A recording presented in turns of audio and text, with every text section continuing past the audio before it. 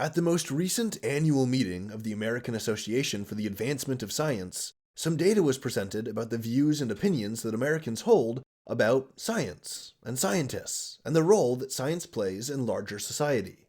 The results can be boiled down to 8 basic trends or conclusions, which I'll go over one by one and explain.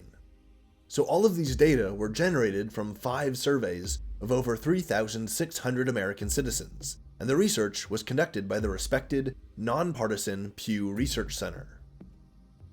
Alright, so I'm basing this news segment off of an article on Pew's website. They've made a list of their 8 identified trends or conclusions, and each is accompanied by a brief couple paragraphs explaining what it means. So let's go through them all point by point to see how Americans perceive science and scientists. Point number 1.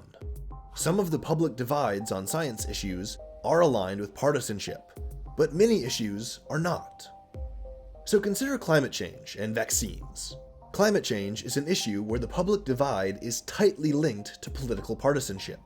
Democrats are overwhelmingly likely to recognize the scientific consensus and the threat of climate change, but Republicans don't. They'll insist, without evidence, on denying climate change by constantly moving the goalposts.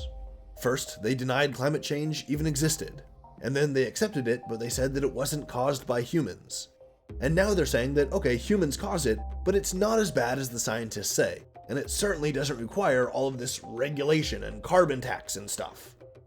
This moving goalpost defense is not based on science. It's based purely on politics, as Republicans typically oppose the required policy changes and regulations that are needed to address the climate crisis. Conversely, the vaccine issue is interesting, because the anti-vax mentality doesn't really fall along party lines. Most Democrats and most Republicans recognize the value of vaccines. About 30% of Republicans and a similar 26% of Democrats were concerned about the dangers of vaccines, but almost 90% of both Democrats and Republicans say that the benefits outweigh the risks. Point number 2. Americans have very different views about emerging scientific and technological developments. So all of these emerging developments include cutting-edge research, brand new drugs and technologies, and groundbreaking experiments or procedures. Perhaps the most controversial is the use of gene editing technology to create genetically modified organisms, or to treat genetic diseases. When asked about changing a baby's genome to reduce the risk of genetic illness, 60% of Americans said that this was an appropriate use of medical technology, while 38% said that this was taking medical tech too far. When Americans were asked if genetically modifying animals to grow organs or tissues for human transplant was acceptable, there was roughly similar scores, roughly equal numbers of people saying, yes, this is an appropriate use of medical technology, and others saying that no, this is taking medical tech too far. When asked about brain chip implants to make people think and focus better, an overwhelming 69% said that they were somewhat or very worried about that use of technology. 29% said that they were either not too worried or not worried at all. Now, my personal opinion is that using genetic engineering technology to reduce the risk of genetic diseases and to grow organs for human transplant, these are morally acceptable and incredibly beneficial uses of technology. But I have to agree about human brain implants. I could see a limited kind of implant that helps, control seizures. That would be good. But an implanted computer chip that interferes with our natural thought processes, in my opinion, that goes too far. That technology would be way too susceptible to abuse and exploitation. The Pew article says, quote, "One theme running through our findings on emerging science and technology is that public hesitancy often is tied to concern about the loss of human control, especially if such developments would be at odds with personal, religious, and ethical values. In looking across 7 developments related to automation and the potential use of biomedical interventions to enhance human abilities, Pew Center studies found that proposals that would increase people's control over these technologies were met with greater acceptance." Unquote. And that's generally how I see it too. Genetically modifying stuff is fine, but implanting chips in our brains is it's too dystopian to me. It's too dangerous. There's too many pitfalls. It's something that we can look at and we can judge before we even try it and say, you know what, probably not worth it. I mean, hey, I could be wrong, but that's just my opinion as we currently stand, and that's the opinion of 69% of the American public. Point number 3.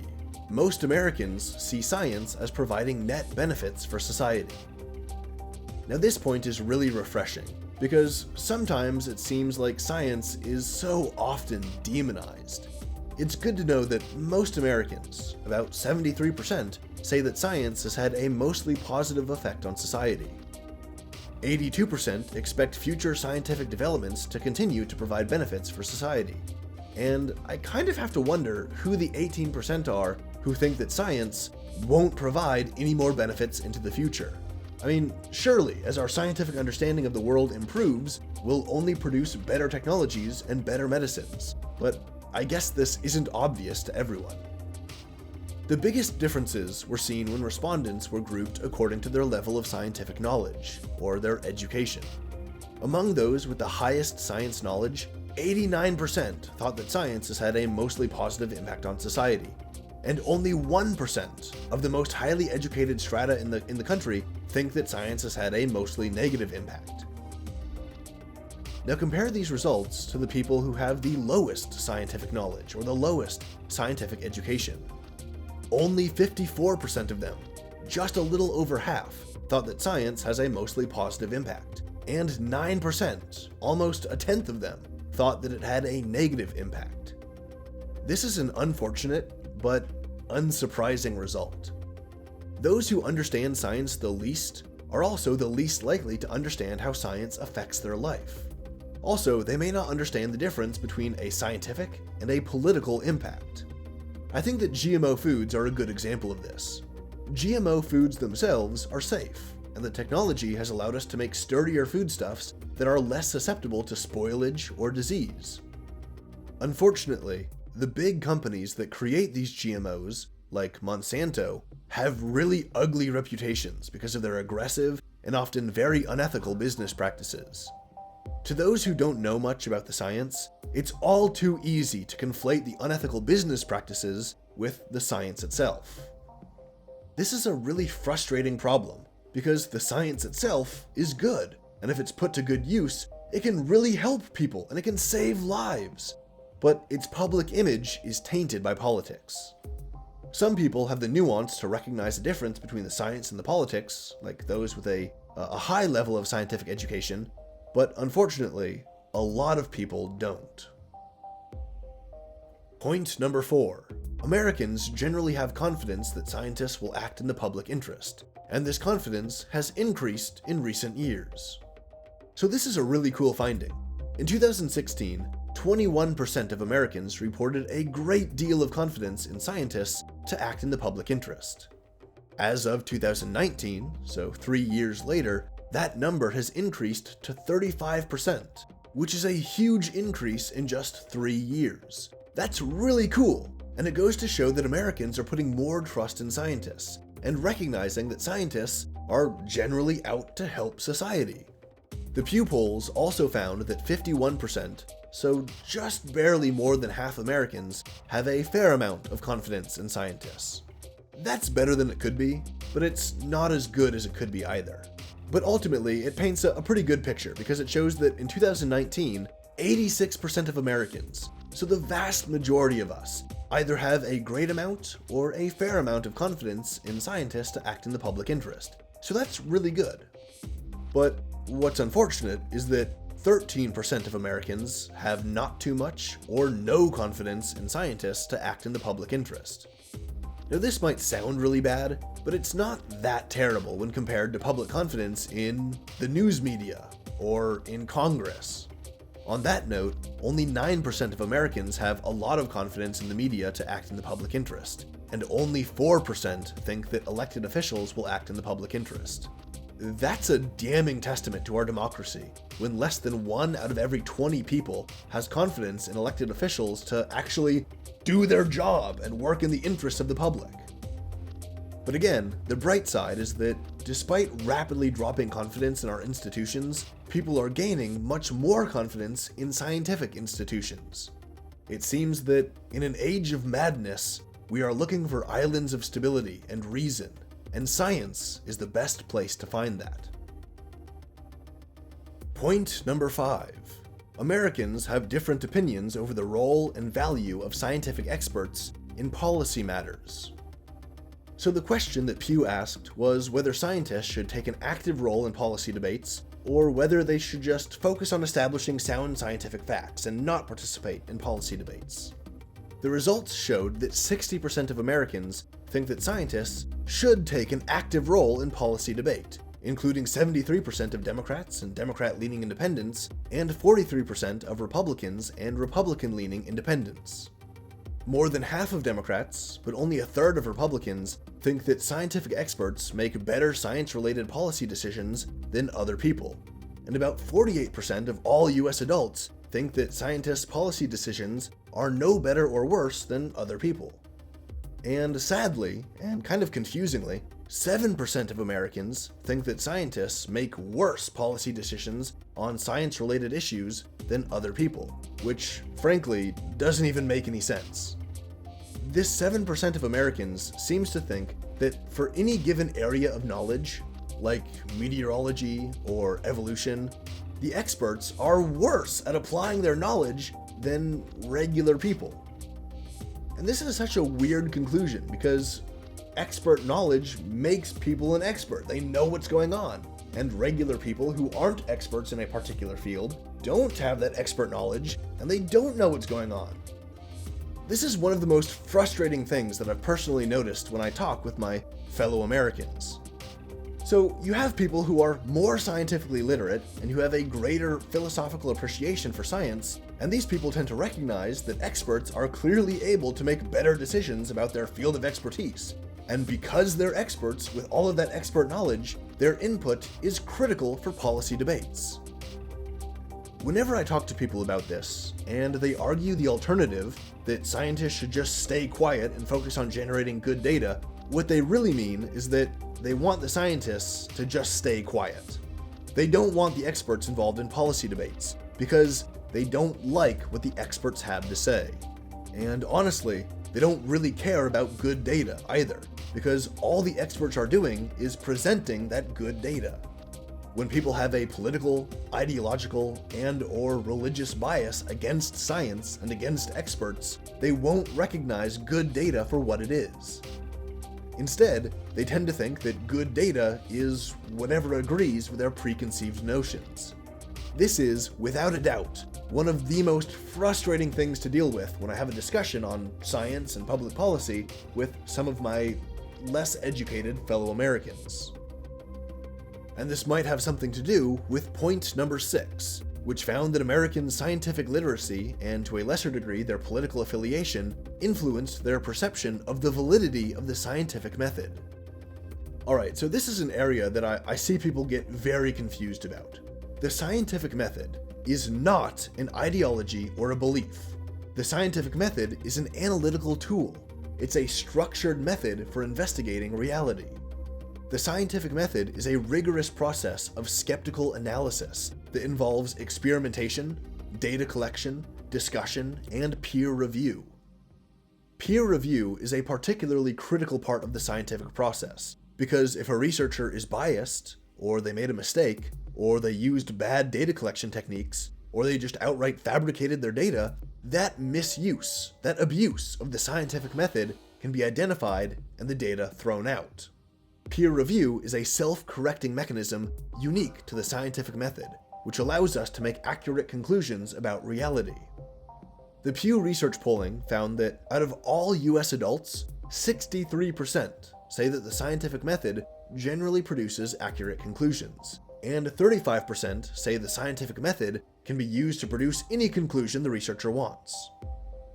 Politically, among Democrats and Republicans with the lowest levels of scientific knowledge, slightly less than half of them believed that science could make any conclusion the researcher wanted, and slightly more than half of them recognized that science generally produces accurate conclusions.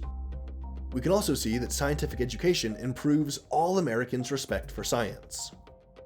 Compared to their peers with the lowest scientific knowledge, Republicans with medium scientific knowledge had about the same, with just 1% change in favor towards scientific validity. And Democrats with medium scientific knowledge showed a 15-point change in favor of scientific validity. This was even better than the Republicans with high science knowledge, who polled at 40% against, 59% in favor. Democrats with high science knowledge were the most confident in the scientific method, with 86% supporting it and only 14% saying that the scientific method could be used to make any conclusion. I think it's really sad that a solid third of the country thinks like this, because the claim that the scientific method allows a researcher to make up any conclusion they want is demonstrably false. For two reasons. One is that if you fabricate your data, or you do bad data collection, or you deliberately ignore certain variables, you're not doing good science. You're doing bad science. You're not actually following the scientific method. It's just amateur hour. And second, researchers who come up with, quote, any conclusion they want, unquote, will be quickly sniffed out by the peer review process, and their academic reputation will be destroyed. There is a strong taboo in academia against falsifying or fabricating your data. Not only will you get found out and your reputation destroyed, you'll discredit your institution. And so at the institution level, there's also strong incentive to prevent researchers from falsifying data. It's a damn shame that a solid third of American adults haven't figured this out yet, and instead, they choose to vilify and demonize science as fake news that's just made up. Point number 7 is very interesting. The question was about trust. Specifically, the level of trust that US adults have in doctors and dietitians, and their trust in scientists who work in the medical and dietary fields. What the Pew data shows is that American adults generally trust their doctors and their dietitians to do the right thing, to be fair and objective, and to care about them, to care about people's interests. But they don't share that trust with researchers who develop medicines that the doctors use, or the researchers who develop the nutritional data that the dietitians use for their recommendations. They trust the public face that applies the knowledge, but they don't trust the person in the lab doing the hard work to actually generate that knowledge in the first place. That's kinda sad too, but honestly it's not that surprising. People feel more comfortable when they can see what's going on. They talk to their doctors and dietitians face to face, which goes a long way to provide a sense of trust and familiarity.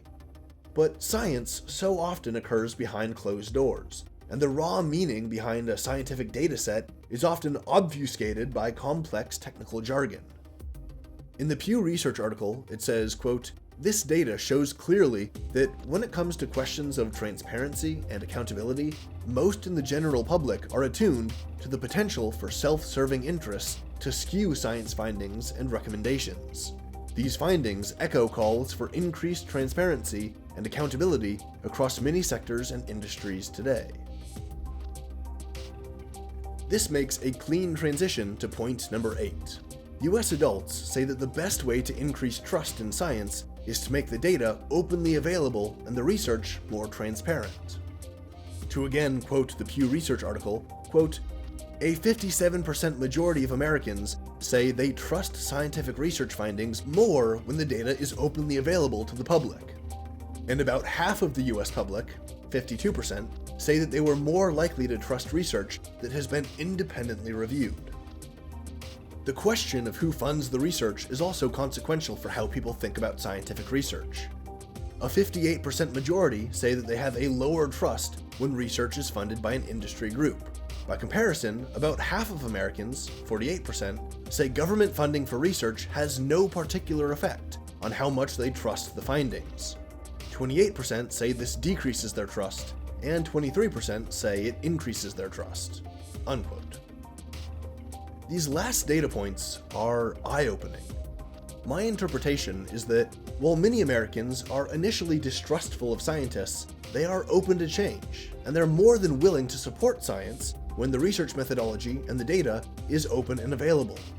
It also shows that Americans are hugely suspicious of industry research, and I think that that is a perfectly valid suspicion. Industry research, especially when there are conflicts of interest, is almost never used objectively to generate good data. there's almost always some kind of glaring bias, which conveniently leads to the research findings supporting whatever course of action is most profitable to the company who funded the research. And if the research can't be faked to protect industry interests, it's suppressed, and the data is censored. This is a serious problem within industry, especially when their misuse of data leads to harm or even death of innocent people. I'm reminded of the bogus studies funded by cigarette companies that claimed that smoking was good for your lungs, or the oil companies whose internal research claims that climate change really isn't a big deal and it shouldn't get in the way of more oil drilling.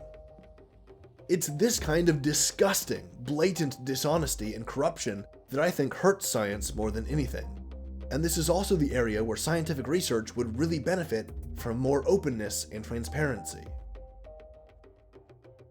Alright, so there you have it, a recent Pew Research survey on Americans' attitudes towards science and scientists. Altogether, these results are not unsurprising. There's always been a strain of anti-intellectualism in the US that irrationally despises science for political, religious, or some other ideological reason.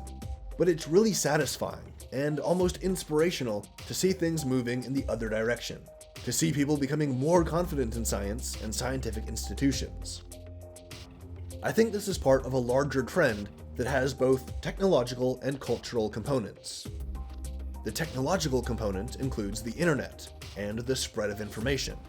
More people can access scientific journals than ever before, and more people can read scientific data and get the information straight from the source for themselves. They don't have to rely on some kind of corporate news figure to give them a biased interpretation of the data or a distorted description of the data. The cultural component is a bit messier. Because of political propaganda and misinformation, people are frustrated by a seeming lack of truthfulness and a lack of respect for science. In such uncertain times, people seek certainty, and they're coming to see scientific institutions like an oasis of truth in a desert of lies, or like a fertile island in a shark-infested ocean. Now, I don't know what the future holds, and when it comes to my fellow Americans, I can sometimes get a little cynical and depressed because that strain of anti-intellectualism is alive and well. But data is data, and the data suggests that things are getting better. Americans are putting more trust in science and scientific institutions, and in my opinion, this is a great thing. It gives me hope in our future as a nation and as a civilization.